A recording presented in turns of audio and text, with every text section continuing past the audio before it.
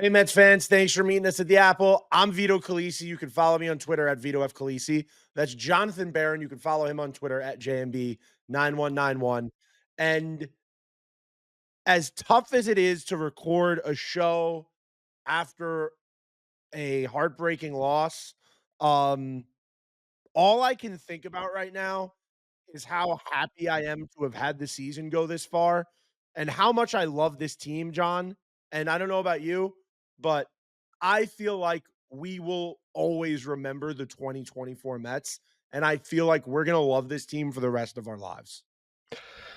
Yeah, well, hello, Vito. Good evening. And, thank you to everybody who joined us all season and is here with us for episode 100 of Meet at the Apple, which is, when I saw 99 was after the Friday game, I said, okay, well, 100 could be this incredible episode where we forced a game 6, or 100 is going to be, end of the line episode. And unfortunately for us and everyone out there, it's the latter. And look, there's a lot of emotions and a lot of thoughts that are running through our minds right now. I know, especially me. I get, and it's okay for people to be upset and to be, angry and whatever else the range of emotion is, the spectrum of emotion is, because that's what comes with the territory of loving a baseball team. And this sport is insane. Like, we've been at it for 8 months now. I was thinking about it this morning. This story that the Mets really, really leaned into, this incredible story that they've written in 2024. It all goes back to, the early days of February, where pitchers and catchers weren't even there at Port St. Lucie, Florida. And you have Mark Vientos hitting in the cages with Colin Hetzler and, just putting in all this work that on October 20th, we see coming to roost with him hitting a huge 2-run home run to get the Mets back in the game. It is such a long season, and it's such a rewarding season, but it's also such an up and down season, and that's just baseball. And, on this night, it didn't go our way, and the season comes to a very, very bittersweet end. And that sucks because, for a lot of seasons, Vito, when the season's ending, right?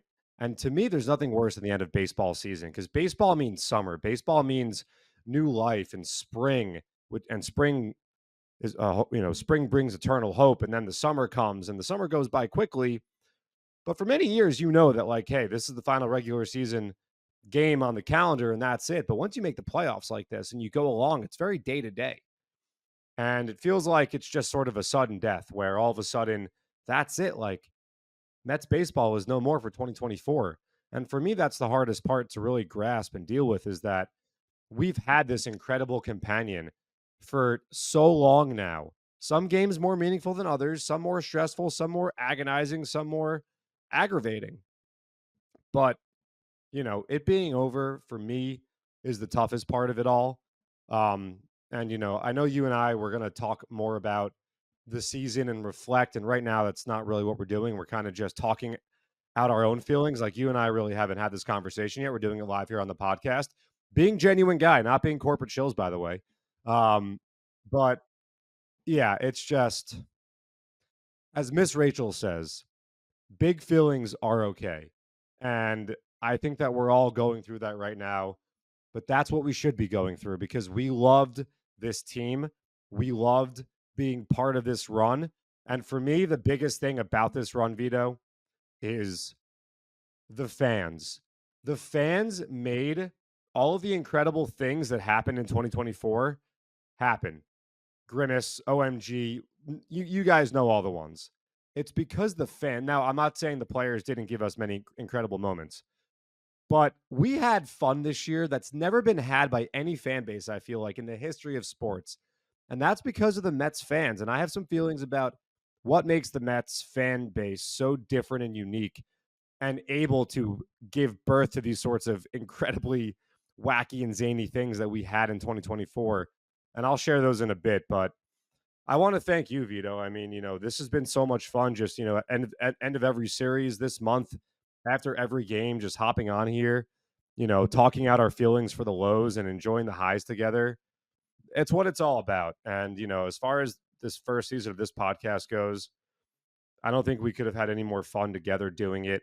Um, so, thank you. And thank you to all the people out there that listened, commented, gave us a shot, dealt with our immaturity at times or whatever some people want to say. But um, yeah, I mean, just a whole lot of emotions. That's really all I can say right now. Damn. Yeah, John, you said it. I mean, like, the hardest part of this is that the season is over, and that the hardest part of it is, and this is, this isn't any crazy thing to say, but this is the last time you will see this Mets team together. That's just a fact. No team comes back the same exact team the next year.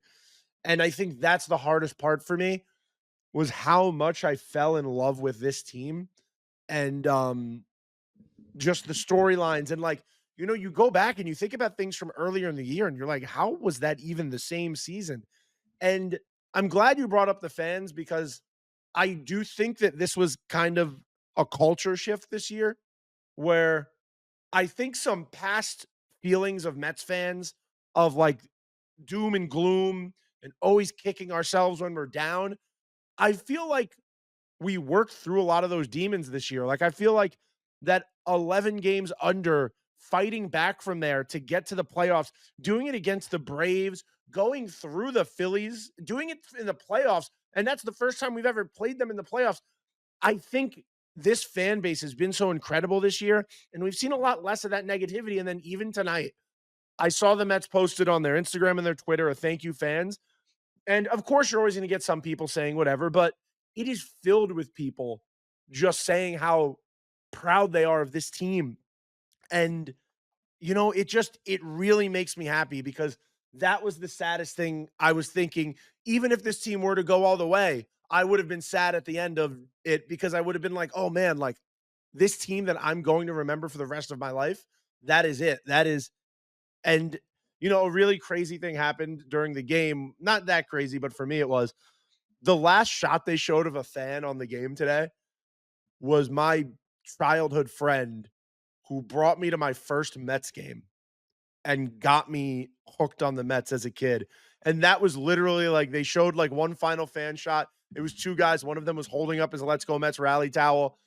And the guy next to him is a buddy of mine that I've known since I was a kid, who was the first person to bring me to a game. And like, it just was a weird full circle moment. And yeah, John, dude, thank you, because this year has been fun for so many different reasons. We've been lucky enough to see so much stuff firsthand. I mean, we're going to do a real big dive into this season, and maybe we'll put together some, like, not some inside stuff, but some stuff that like we can shed light on, of like, oh, this is like our perspective of this thing that happened a few months ago that you would have never thought. But man, you can't you can't ask for anything more than just putting up a fight. And how many Mets teams can you say are down 10-4 versus the Dodgers in the ninth inning, game six, and you're still there 100% fully invested, thinking there's a chance they come back?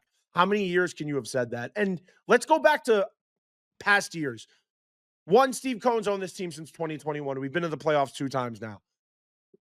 I like that ratio. I like that going forward. Two, 2022, you lose in the wild card in a year where you felt like you're supposed to win it all and you feel like you got everything going for you. And that loss was crushing and you were angry and you were mad. But this loss, it just feels like there's like a light at the end of the tunnel, and it just feels like there's so much hope ahead. And it's gonna be it's gonna be the shortest winter we've had since 2015. Yeah, and I think that a lot of why people are feeling extremely positive about the future is because the Mets have the ownership in place that wants to win. They're dedicated to winning. There's no questioning that whatsoever. And they also have, one of, if not the best executives in the sport in the position of president of baseball operations, and David Stearns. And David Stearns, what a first year for David Stearns, for a guy who came in, really inherited a lot of what was here. And I don't mean that in terms of he inherited a lot of what was successful, but for a Pobo to come in, oftentimes, they want to bring in, it's a lot of evaluating, right? You can't just throw everyone off the airplane at once. It's a lot of evaluating, and he made a lot of moves in the offseason. He had to really rebuild a pitching staff on the fly. He had a lot of other holes to plug, and he did an incredible job. You look at the Sean Manaea contract, you look at the Luis Severino contract for a second move that really bolstered this rotation. I mean, those were two huge moves that really helped this Mets team get to where it got to. And David Stearns, we know, did a whole lot of winning in Milwaukee with not all the resources in the world. Now he's got a ton of resources. So, we know that David Stearns is the right guy to help continue to build a sustainable winner here in Queens. He had his first draft this past July. It was a great draft so far. The returns have been great on that. He will continue to build from the bottom up, international free agency, drafting, major league free agency. How about the move of signing Jose Iglesias to a minor league contract? A move like that was arguably the biggest move that he made in the offseason, and it was one that got zero fanfare whatsoever. So we know that David Stearns is the right guy to lead this organization. And I think also the way that this season unfolded, like you said, from, the season teetering on being over before the 4th of July to turning into a season where the Mets not only made the postseason, but then went on the road, won a wild card series, won a winner take all game 3 in the fashion that they did, and then took on the Philadelphia Phillies in the first round, in the NLDS, in the second round now, and defeat them in 4 and clinch it home for the first time in the history of Citi Field. Those are accomplishments, and free agents around baseball are looking at what's happening at Citi Field and seeing the fanfare and the love affair between the fans and the players and all the incredible things that went on. If you think that Major League Baseball as a whole didn't take notice of all the incredible things that went down in Flushing this summer and this fall, you're wrong. They did. And, there's a lot of money coming off the books here for the Mets this year. There's a lot of resources available, and there's no reason but to have the greatest amount of trust in this front office, in this organization, to continue to build. There's a lot of building blocks here. You look at Mark Vientos, who was an absolute star in the postseason. I don't think there's any doubt that this guy is a bona fide baller right now. The Mets have a lot of guys that are on the cusp of actually being able to help the major league team in the minor leagues right now. A couple of them are playing in the Arizona Fall League. One of those guys, Drew Gilbert, who, if it weren't for a really weird leg injury this season, could have helped the Mets at a point. Jet Williams, Brandon Sproat reached AAA this season. He's a guy that could help the Major League Mets in 2025. Mike Vassal's a guy that could help the Mets in 2025. Ronnie Mauricio should be ready, healthy for spring training. We all know how excited everybody was seeing his cup of coffee in 2023. Luis Angel Acuna comes up. He looks like a guy that could really help the Mets moving forward. So Francisco Alvarez, still 22 years old. What an end to the series for Alvy, who had another couple hits in Game 6, leading off innings. One of those sparked a little rally that the Mets had. So there are a lot of building blocks here to be excited about, and there are a lot of opportunities for the Mets to add to this team, and we know that they've got the right evaluators and decision makers in place. So that's why I'm excited. Like you said, yeah, it's not going to be the same team, right? There's, as we can talk about a lot of the young players who are going to be here for a while, there's a lot of free agents. And, those are all decisions that are going to be made by people we trust. You trust them to get those decisions right. That's the hardest part of the job. That's why it's a pretty coveted job. And there's only 30, GMs/presidents of baseball operations out there. But I do think that the Mets fan base at large has a lot of trust in the brain trust of this organization.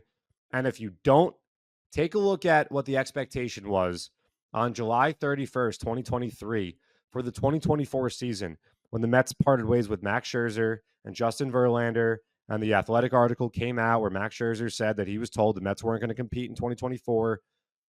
And take a look at the date and see how deep the Mets went in 2024 and all they accomplished compared to the expectations they had. And I know it doesn't make things better, right, Vito? Like, I understand that people say, hey, you never know when you're going to get back here. I get that. We've seen it before. 2006, didn't get back. 2015, didn't get back. But there are reasons to believe that this time is different. I'll throw 1999 out there. I know there's been a lot of comparisons to that 99 Mets team and this team. Unfortunately, another comparison was drawn here on Sunday night as the Mets lose in 6 like that 99 team did. But what happened the next year? They went a step further. They went to the World Series. So the Mets are in a really good spot. They are there are a lot of people who care and are very smart that are going to help take this franchise to the next level when it comes to winning and losing baseball games. And I'm so excited. And you know what? Hopefully, it's a quick World Series. Day after the World Series ends, free agency begins, and those people can go to work and we can get excited about a big winter in Queens, a lot of excitement. And before you guys know it, it's going to be New Year's. And then after that, the Super Bowl is going to come. And once that's done with, pitchers and catchers report, and it's baseball season again. And we love that. That's what we live for. That's what we strive for. And man, I can't wait for it to be back. I'm gonna miss it so much, dude. It's really starting to hit me now, honestly. Yeah, we're very fortunate because I remember being a fan, and like one of the hardest parts for me would be that I don't get to go to City Field anymore. Um, and like one of the joys of working here over the last few years has been weirdly going in December and being at the ballpark, and like on like random days, just like kind of like taking a lap around, just remembering like something's just around the corner. And like I said before, this is the shortest off season we've had in such a long time. And that gives me so much joy that it is October 21st and there's only really a week left of baseball, a week and a half left of baseball. And then everybody has the same amount of off season as us right after that. And that feels good. And then, Amazing Day is just around the corner, and we're going to hear more about that. And what that's like another chance for fans to come to the ballpark this year, making that off season even shorter. And I have, I was thinking this week about 2015 versus 2024, and I was thinking which one hurt more or which one could hurt more. And the more I thought about it, and then as tonight ended, I although it was easy in 2015 to say this is just the beginning, and I said in this podcast that it was like 2015, it was a year where you could see a team compete, but we were built for the future. I understand 2015 had this incredible rotation that we thought was going to be here for years to come. So completely understand we're building a rotation here. A lot of guys are their contract is up after this season.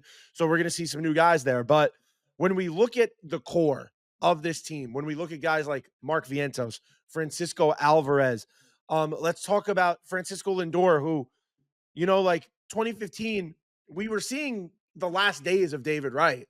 And right now in 2024, we're seeing what seems like almost the peak of Francisco Lindor. Francisco Alvarez ends the season looking as good as you could possibly want after having a tough stretch.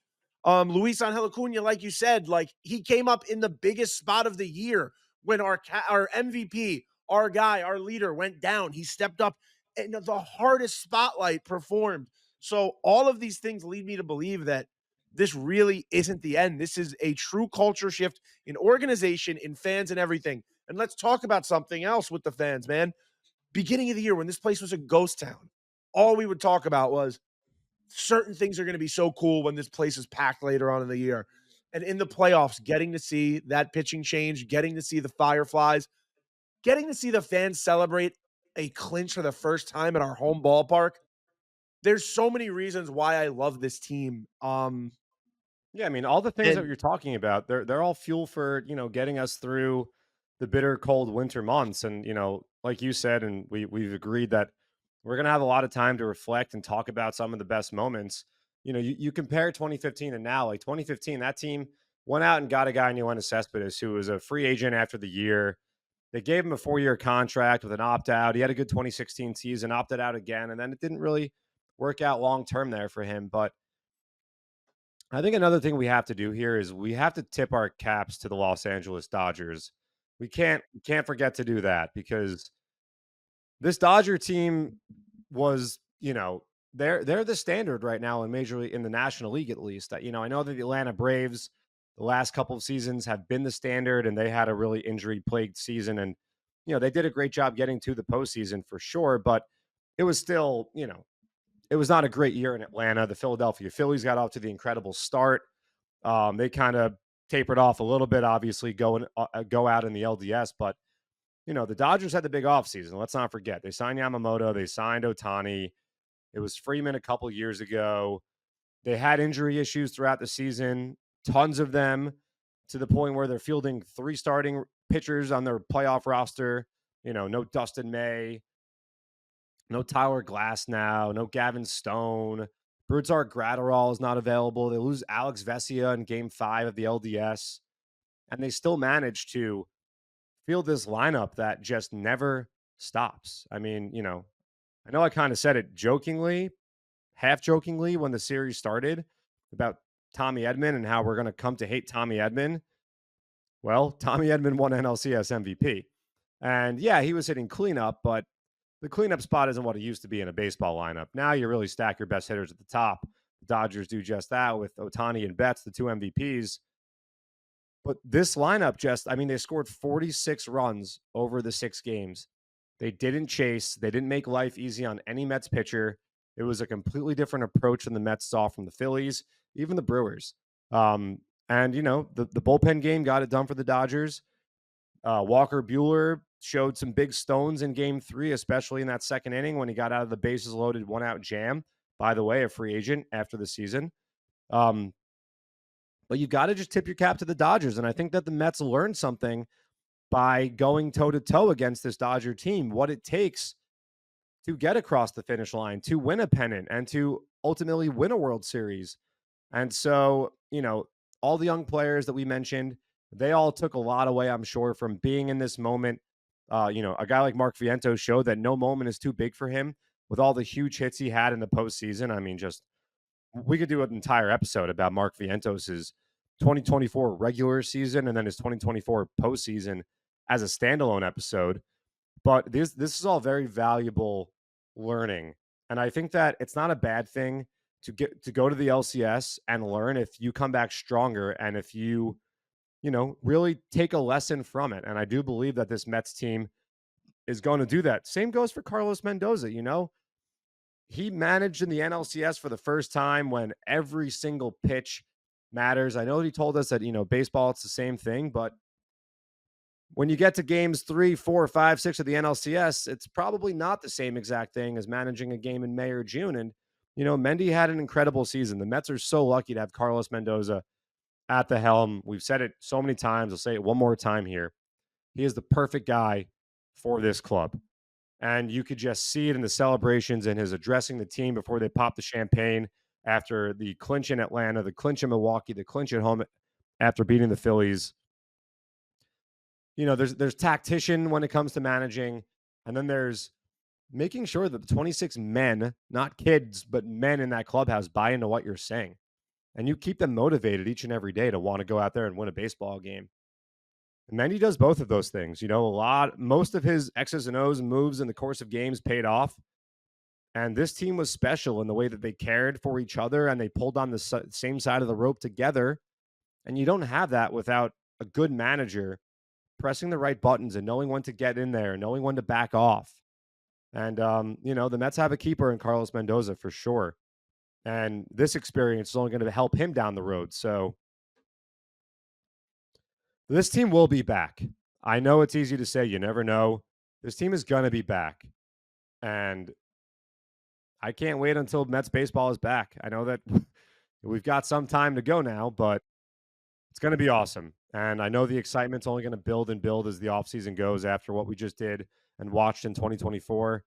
And come 2025 opening day, it's going to be time to write a brand new story that hopefully has a sweeter ending. Yeah, well, I've enjoyed doing this show with you this season, John, and we're going to have a lot of off-season content. A lot of debates. Hopefully we can catch up with some guys. We'll definitely update you guys on some minor league stuff because as your host of the Future of Flushing podcast, which is going to be a lot of that contest is going to be living on here and Meet at the Apple. We love to talk minor league baseball, and there's so much stuff to talk about with those guys. But man, I'm very, very sad right now, but I'm just happy I'm just happy this year was the year it was, and I'm very happy to all the listeners we've met, who are just really kind, like people coming up to us at the ballpark. I got messages from people already just saying how much fun they had this year, and yeah, man, like just what a year! Like it's the year of the fan. the amount of fans we saw just become like prominent figures, like from J Mac to Max Wiener to Jordan Simpson, um, all of these fans who got to make their their status known as part of what this team is and what this team means. This team means something to so many people. The amount of Mets hats I saw this week was amazing. Um, I saw a tweet that was like, when you wear a Mets hat, people scream, "Let's go Mets" at you. When you wear another hat, people ask you where you're from. And I'm not trying to dig on another team right now because some teams are still playing baseball, and I'm not trying to take any stabs, but it's just something that somebody said on Twitter, and I was like, "Yeah, you know what? That's true." When I wear a Mets hat, you know that I'm from. When you see my Mets hat, you know that I love this team. You know that it's not just a fashion statement. You know I'm wearing a Mets hat because I love the Mets, and 162 nights a year, hopefully more, I am locked in on my couch or at the stadium or at a bar or somewhere on a game day app at a dinner that I should be paying attention to people, but I'm watching game day on the new 3D feature. If I'm wearing a Mets hat, you know that's the case. I appreciate you, John, everything you do at the ballpark, especially just everything you've brought in, everything you kind of like you push for the fan experience. Because me and you both grew up loving this team and going to the ballpark, and it's really cool to see you have such a voice and a vision for what the in-game show should look like, as well as Brendan and everybody else who's involved in it. But like, just conversations with you, just knowing in the things you're involved in. Um, it's good to I just want to make sure you get your flowers because you are a big part of why the experience at the game is the way it is. Well, I appreciate that. And, like I said before, it's largely the fans. I mean, we had 5 whole ass playoff games at City Field this month over the last 2.5 weeks where, man, that place rocked. That place was amazing. We knocked the Phillies out. We won both games against them. And then with our backs up against the wall on Friday, no one gave up. We had another huge party at City Field. Even the games that we lost to LA, it was still amazing. The intros on Wednesday and just, the chants and the belief and the never say die attitude. And that's all thanks to the most incredible fan base, not in baseball, but all of sports. There is something so special about being a Mets fan that is so different than any other fan base in pro sports. You cannot give me a single team that has a more special fan base, and I can't put my finger on what it is. Maybe it's that we share a town with the 27-time World Series champions, or that we were birthed by the Dodgers and Giants leaving, and two fan bases that went dormant came together to root for this team. It's the history and it's the meaning of, not always winning, but when you do have your day in the sun, it's that more meaningful and impactful. But I know that tonight and all throughout the season, going back to March 29th, there are thousands and thousands, probably more, of Mets group chats that from first pitch to final out of every single game are just live texting, you know, spitting out takes, getting into some arguments every now and again, but ultimately rooting for the same thing. And that's for the Mets to win baseball games. And I know I did this with one of my group chats. I encourage everyone to have that sentimental moment, send that text, say, hey guys, it was an incredible year watching an incredible season, if you haven't already, of Mets baseball with you guys, because that's what it's all about, is the community. And this Mets community, I know Francisco Lindor said Mets Nation. I love that. It is so special. And something like Grimace or, Jay, the OMG sign, all the different things that we've latched onto couldn't happen, wouldn't have become things without an imagination and a certain like self-awareness, I think it is, that Mets fans have that a lot of other fan bases might not. We know that we're not the New York Yankees necessarily, not right now at least, maybe one day. In terms of, all the championships and whatever. But we love our team and we love being at our stadium through thick and or thin. We will always be there in support of our team. And that's what makes this so special. And that's what made all that we saw happen and unfold this season that much more special because the Mets came from a spot where you could have easily packed it in, could have easily said, we weren't supposed to win this year anyway. But that's not what happened. And even before the postseason came, that last weekend against Philly, you guys showed out. That was a playoff series. I mean, I remember the Sunday night game walking around the concourse about 30 minutes before the game. And I was like, this is literally a playoff game in terms of the attendance. And it was. Same with the Saturday game, same with the Friday game. That weekend series against the Reds, I felt it. So I really can't say enough incredible things about the fan base. And, you and I are a part of it. Don't get us wrong. Like Vito and I, we are a part of this fan base. We love this team. You cannot fake this. I know that some people think that, we just say corporate things and that we're shills. We're not. Are we going to go after individuals if they have a tough night at the plate? No, we're not. But that's because we also understand there's a human side of this game. And we don't want to do that because guess what? Vito and I also struggle sometimes at work and we have bad days too, like your favorite player does. So yeah, we're not going to go after guys like that. But I think we tell it like it is. We said it. I'll say it right now. The Mets had a lot of opportunities in game 6 with runners in scoring position. They didn't get the job done. And when you look back on this series and why things broke the way they did, the Dodgers took advantage of their chances and the Mets didn't. Not enough. And that stings. But yeah, we're not going to sit here and just lie and pretend like everything's perfect. We didn't do that back in May. Did we keep a glass half full podcast attitude? Yes. But guess what? There were reasons to believe that. We saw that the Mets were hitting into a lot of tough luck throughout the month of May, and that was due to turn around. We knew that as long as the starting rotation stayed relatively healthy, the Mets were going to have the leg up on the competition. So that all aside, what a year. Thank you to everybody who made the experience, the environment at Citi Field, who listened, who commented, who interacted, who said hi, who gave us some feedback that might not have been that nice, but you felt like we needed it. We appreciate it all. It was a magical 2024 season. One I will never forget. Vito, I know you feel the same way. And yeah, I mean, while it's a tough pill to swallow, I feel so happy and proud to be, part of what we're all part of. And the offseason is going to fly by. And like I said, before we know it, pitchers and catchers will be here and baseball will be back. And this is the start of something great. I really do feel that. So I think I got it all out of my system there. Baseball's designed to break your heart. It's the Bart Giamatti poem. Thanks, that Bart. just the leaves are falling off the trees. We know. But it's just there's nothing more true than that sentence. And like I said, I've said this multiple times. It's the title of the show. I'll always love this team. I'll always remember this team. I'll always remember this year.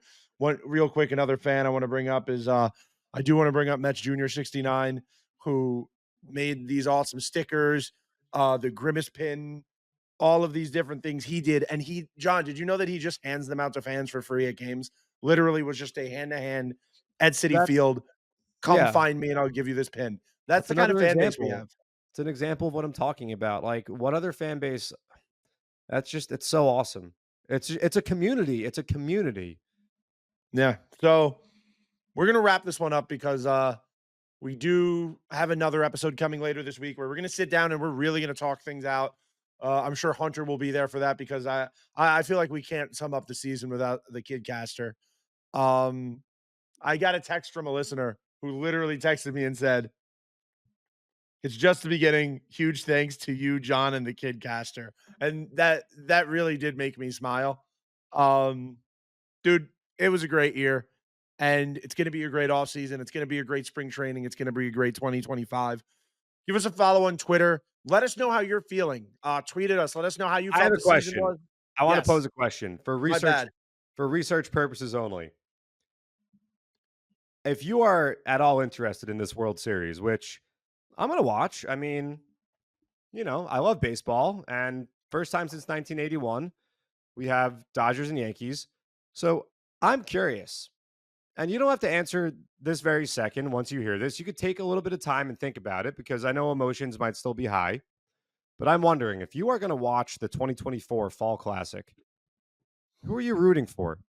Because I've heard some things that kind of confuse me a little bit from some Mets fans that I don't necessarily align with. So I am curious to see, in a small sample, I'm sure, but where a lot of people fall in terms of how they want to see the World Series go. Do you want to see the team that just knocked you out win the World Series, or do you want to see the other team win the World Series? So yeah, just let us know because I am curious as to what a lot of people out there say. And there's one other thing I want to bring up here. A Wait, quick, John, can yeah, I pledge my allegiance real quick?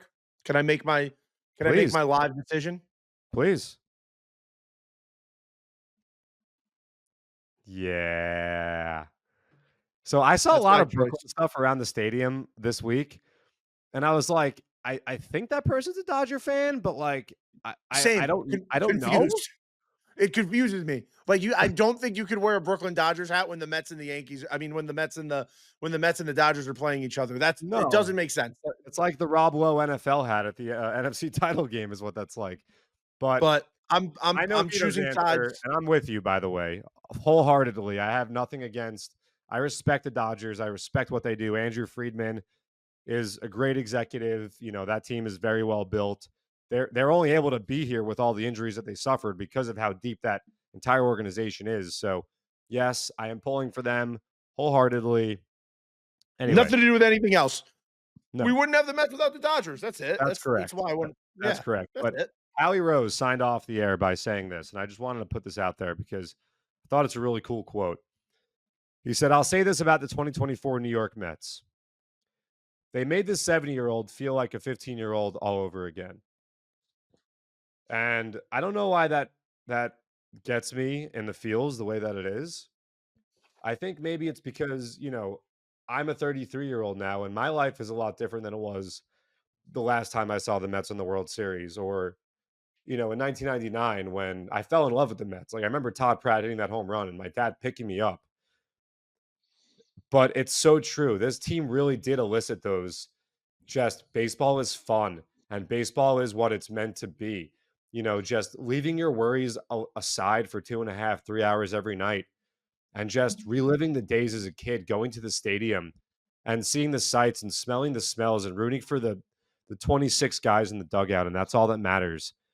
And this team gave us an incredible span of months that we'll never forget. So, kudos to Howie for putting it so eloquently as he always does. And I just wanted to put that out there because I thought that it was really, really a nice way of summing up all of what we've just discussed in the last, 40 minutes here. So, Yeah, I mean, there's no better there's no better way to end the episode. So I'm not going to give any more thoughts. I'm just going to remind people follow this podcast on Apple or Spotify, wherever you get your podcast. Follow us on Twitter. I'm at Vito F. Khaleesi. John is at JMB9191. Give us a rating, give us a review. And look, we'll see you here later this week and we'll dive we'll dive deep into this season and talk about some of our favorite moments. But thank you guys for an incredible year. And let's go Mets.